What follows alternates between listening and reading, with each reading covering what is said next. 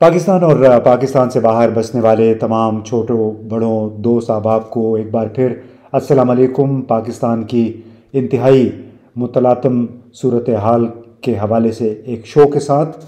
آج ایک انتہائی ہنگامہ خیز دن گزرا، بالکل ایسے ہی جیسے 9 مئی کا دن تھا جس دن عمران خان یعنی سابق وزیر اعظم کی گرفتاری ہوئی اسلام آباد ہائی کورٹ کے احاطے سے، اور جس کو آج inter services public relations department نے ایک سیاہ دن قرار دیا، اس حوالے سے کہ عمران خان کی گرفتاری کے بعد لاہور میں جو ہنگامہ آرائی دیکھنے میں آئی، جس طرح کور کمانڈر اور ملٹری آفیسرز میس اور اس کے ساتھ ساتھ پشاور میں کور کمانڈر کے گھر کی طرف مارچ کیا گیا، تو اس کے اوپر رد عمل ظاہر کرتے ہوئے ISPR نے کہا کہ عمران خان کو قانون کے مطابق حراست میں لیا گیا، لیکن اس کے بعد جو کچھ ہوا ہے وہ ایک سیاہ باب کے طور پہ، سیاہ دن کے طور پہ یاد رکھا جائے گا۔ جو کام دشمن نہ کر سکا وہ ایک اقتدار کے نشے میں مدہوش ایک ٹولے نے کیا ہے، اور شرپسند عناصر ISPR کے مطابق عوام کو محدود اور خود غرض مقاصد کے لیے مشتعل کرتے ہیں۔ منظم طریقے سے باقاعدہ حملے کروائے گئے، جس کے جواب میں ملٹری قیادت نے بڑے بردباری کا مظاہرہ کیا، حالانکہ فوج کے خلاف باقاعدہ انداز میں نعرہ بازی کروائی گئی۔ اب یہ تو تھا ISPR کی طرف سے رد عمل، اور خاص طور پہ آج بھی ریڈیو پاکستان پشاور پہ ایک بڑا منظم حملہ ہوا، اور وہاں ساز و سامان کو آگ لگا دی گئی۔ باقاعدہ لگتا ہے کہ کوئی پیٹرول وغیرہ لے کے آیا ہوا تھا، اور وہاں سے 2-3 ایسے اصحاب کو پکڑا بھی گیا جن کے پاس اسلحہ بھی تھا۔ ایک صاحب کو جب رپورٹرز نے روکا اور اس سے تفتیش کی تو پتہ چلا کہ اس کے پاس تو کسی سرکاری ایجنسی کا ID کارڈ بھی تھا، حالانکہ وہ ظاہر یہ کر رہا تھا کہ وہ PTI کا کوئی کارکن ہے۔ اور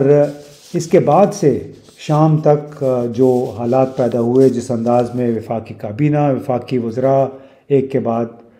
دوسرے وزیر نے پریس کانفرنسیں کی، PTI کو متون کرنے کی کوشش کی، پھر اور آڈیو لیکس آ گئیں سامنے جس میں یاسمین راشد اور PTI کے کئی رہنما اور ورکرز ایک دوسرے کے ساتھ مبینہ طور پہ گفتگو کر رہے ہیں۔ اب یہ معلوم نہیں کب کی ہیں، زمان پارک پہ جو حملہ ہوا تھا اس وقت بھی اسی قسم کی گفتگو ہوئی تھی، لیکن بہرحال جب چاہے وہ آج کی ہیں یا گزشتہ حملوں سے متعلق تھیں، صورتحال کو مزید خراب کیا اس کی وجہ سے، اور تمام تر ملبہ یہ ڈالنے کی کوشش کی گئی PTI پہ۔ تو 10 مئی کا دن اس لحاظ سے 9 مئی کو تو سیاہ باب قرار دے دیا ہماری ISPR نے، لیکن 10 مئی کا دن بھی اتنا ہی تشویشناک پاکستان کی جمہوریت کے لیے، پاکستان میں رول آف لاء کے لیے، اور وہ اس طرح کہ آج دن کا آغاز پارلیمنٹ ہاؤس میں ایک بین الاقوامی کنونشن سے ہوا، جو پاکستان کے آئین کی گولڈن جوبلی کے مناسبت سے منعقد کیا گیا۔ اس میں 16-17 ممالک کے نمائندوں نے شرکت کی۔ قومی ترانے کے ساتھ اس کا آغاز ہوا، قائد اعظم کی تصویر کے سائے میں، اور یہ وہ لوگ تھے جنہوں نے، ظاہر ہے پارلیمانی اراکین، جنہوں نے پاکستان کے عوام، پاکستان کے مفادات کا تحفظ کرنے، آئین کا تحفظ کرنے کا عہد حلف اٹھا رکھا ہے۔ اب اس آئین کی گولڈن جوبلی منائی جا رہی تھی، جس کے تحت پاکستان کے عوام کو آزادی رائے کا، ایکسیس ٹو انفارمیشن کا، اور اکٹھا ہونے کا، اجتماعات کا حق حاصل ہے، اور جس کے مطابق تمام شہری برابر کے ہیں۔ لیکن آج جب یہ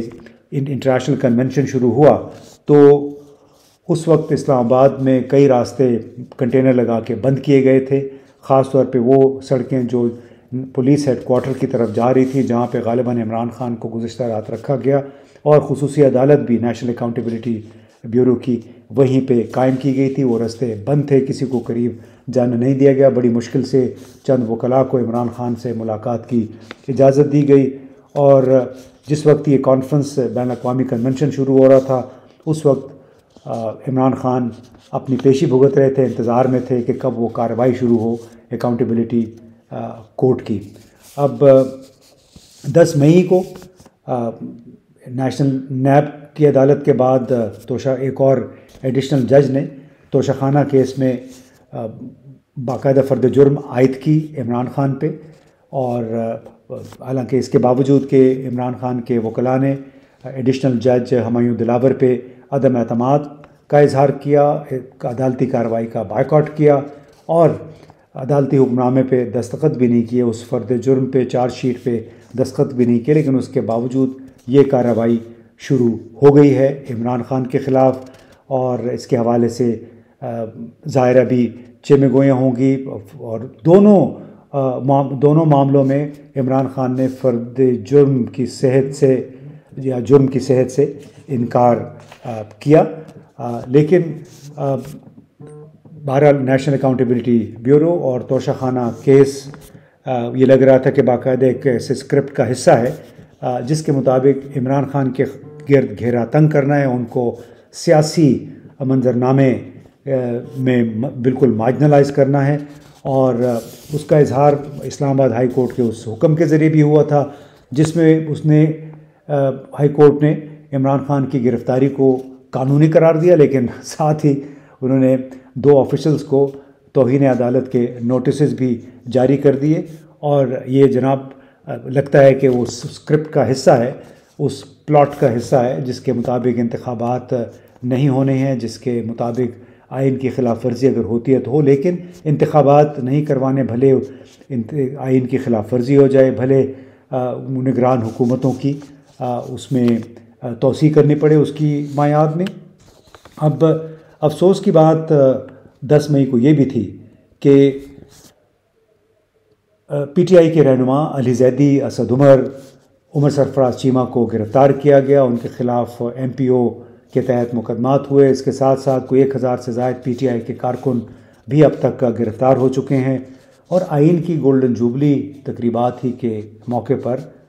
انتخابات میں تاخیر کے منصوبے پہ بظاہر عمل درآمد کے ساتھ ساتھ یا اس میں سہولت پیدا کرنے کے لیے خیبر پختونخوا اور پنجاب میں آئین کے آرٹیکل 245 کے تحت فوج کو بھی طلب کر لیا گیا، حالانکہ ہمیں تو یہ بتایا گیا تھا کہ فوج اس وقت بہت مصروف ہے اور انتخابی فرائض وہ انجام نہیں دے سکتے، اور اب امن و امان کی صورتحال کو کنٹرول کرنے کے لیے دونوں صوبوں میں نگران حکومتوں کو فوج کا تعاون حاصل ہوگا، یعنی ملٹری اسٹیبلشمنٹ اور نگران حکومتیں بالکل مل کر ایک ہی پیج پہ رہ کے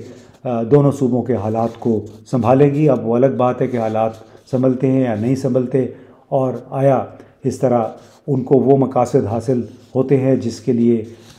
یہ تمام سلسلہ ایک پلاٹ لگتا ہے ترتیب دیا گیا تھا۔ اب اس کے ساتھ ہی بظاہر یہ لگتا ہے کہ سپریم کورٹ نے جو 14 مئی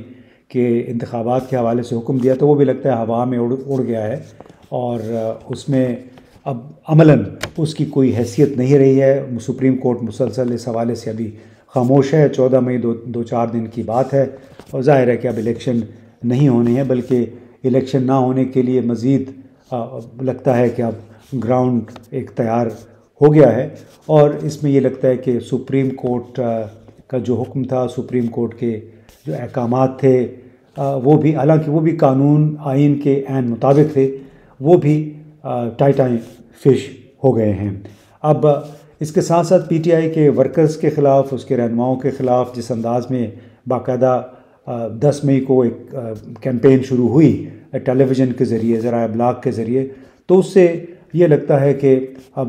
دہشت گردی کے بے شمار مقدمات بنیں گے پی ٹی آئی کی قیادت اور ورکرز کے خلاف۔ آڈیو لیکس جس طرح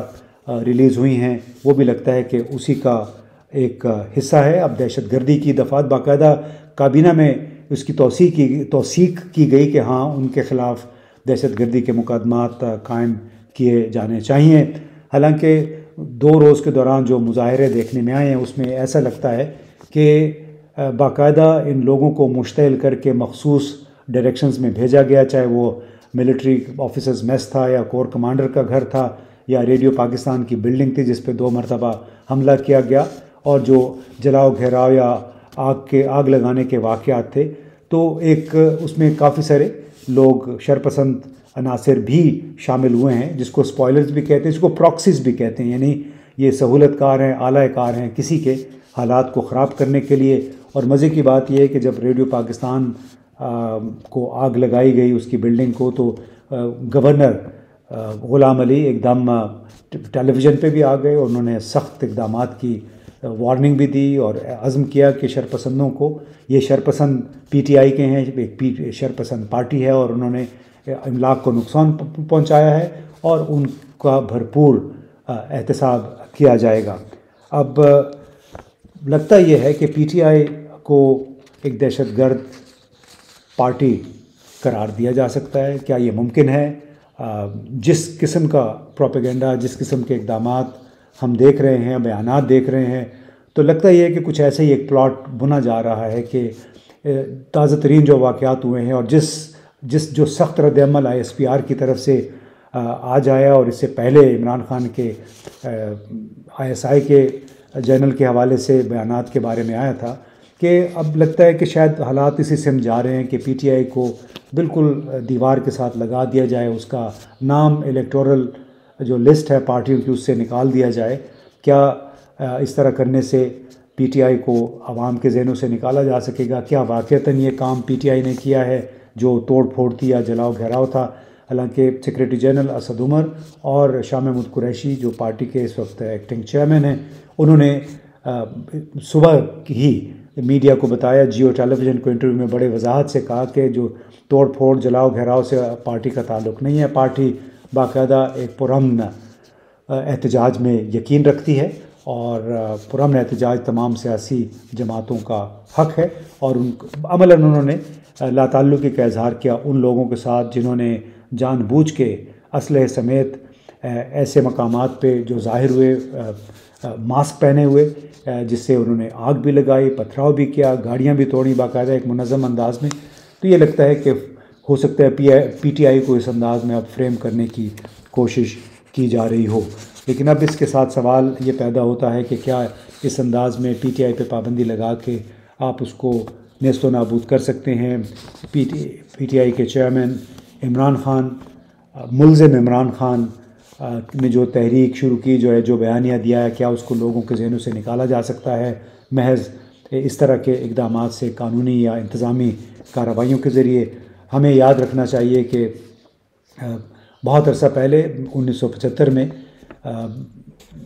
عوامی نیشنل پارٹی ہوا کرتی تھی، اس وقت اس کا نام تھا نیشنل عوامی پارٹی، اور اس پہ پابندی لگا دی گئی تھی۔ اس کا تعلق جوڑا گیا تھا عراق کی سفارت خانے سے ملنے والے اسلحے سے، جو دعویٰ کیا گیا تھا ذوالفقار علی بھٹو کی حکومت میں کہ استعمال ہونا تھا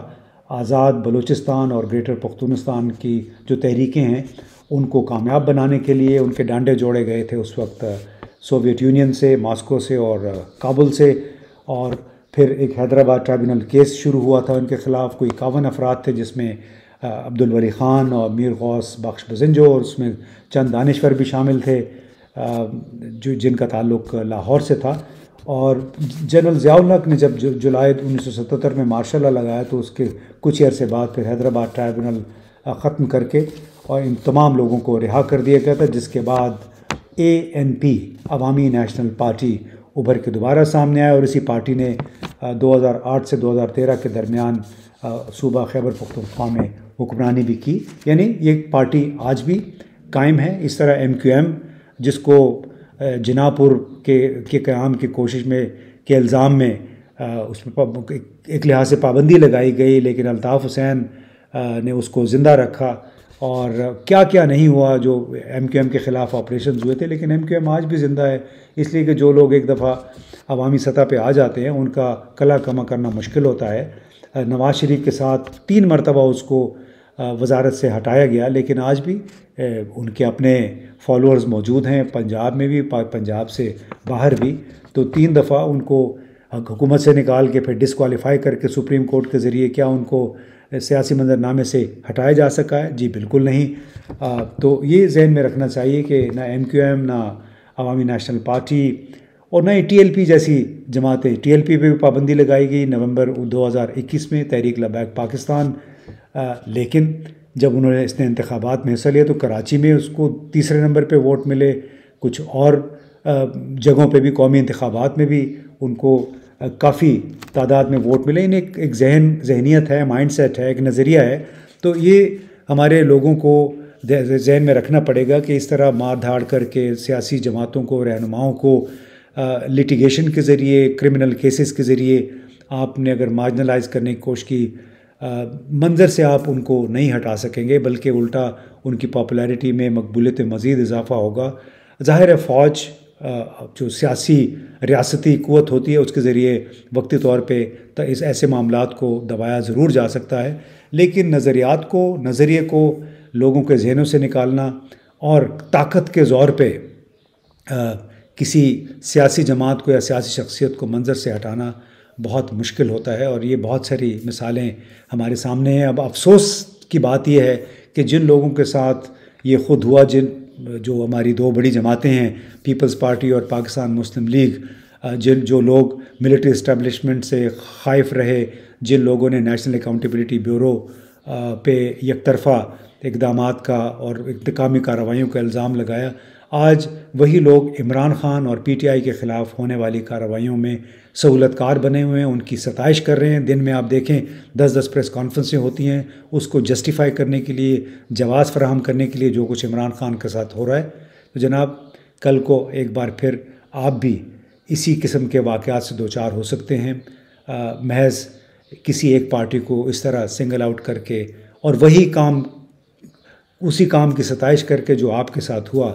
کہیں پاکستان آگے نہیں بڑھ سکے گا. پاکستان کو آگے بڑھانے کے لیے ضروری ہے کہ یہ پولیٹیکل انجینئرنگ، سیاسی انتقام، یہ سلسلہ ختم ہو، رول آف لا ہو اور تمام سیاسی اعمال کو، انتظامی اقدامات کو ریشنلائز کرنے کی ضرورت ہے. اس کے بغیر پاکستان کا موجودہ سیاسی اور آئینی بحران سے نکلنا بڑا مشکل ہوگا.